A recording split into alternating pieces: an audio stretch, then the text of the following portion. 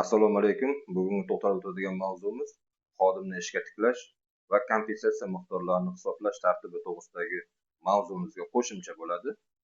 Majburiy pragul vaqti uchun sud qarori bilan hisoblangan va to'lanadigan summadan jismoniy shaxslardan olinadigan daromad solig'i ushlab qolinadi.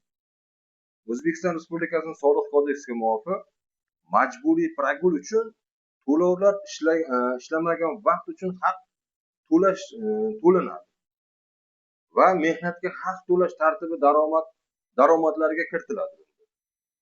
Ushbu pragul vaqt uchun to'lovlar ish haqiga tenglashtirilgan.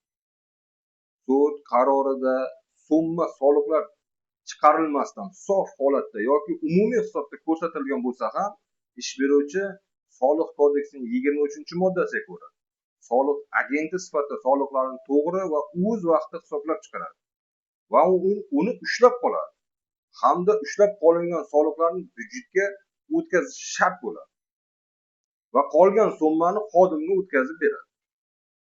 Bunda Soliq kodeksining 374-moddasi 10-qismini asos qilib oladi.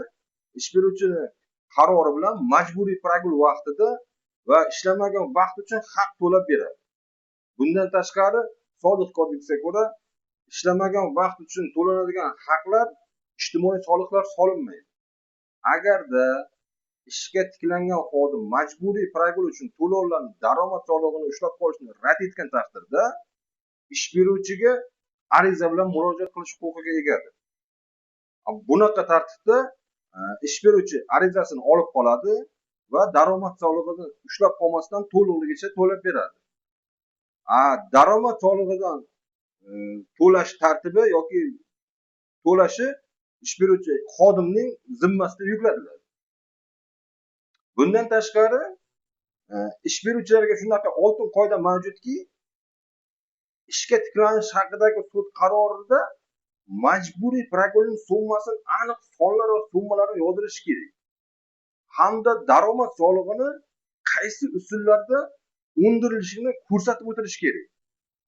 Bu haqda sud protsessida yoki jarayonlarda sudga iltimosnoma taklif bilan kiritilishi shart yuristlar. Ana o'shanda holatlarda korxona buxgalterlari qaysi holatda xodimdan ushlab qolinadi yoki xodimdan ushlab qolmaslik to'g'risida qiyinchiliklar tug'dirmaydi buxgalterlarga. Sizlardan qiziqtirgan savollaringiz bo'lsa, Telegram kanallarimizga o'tib bemalol savol yo'llashingiz mumkin. Savollaringizga atroflicha javob beraman. Bizni kuzatishda davom eting. Sizga qiziq bo'lgan ma'lumotlarni yoritib berishga harakat qiling.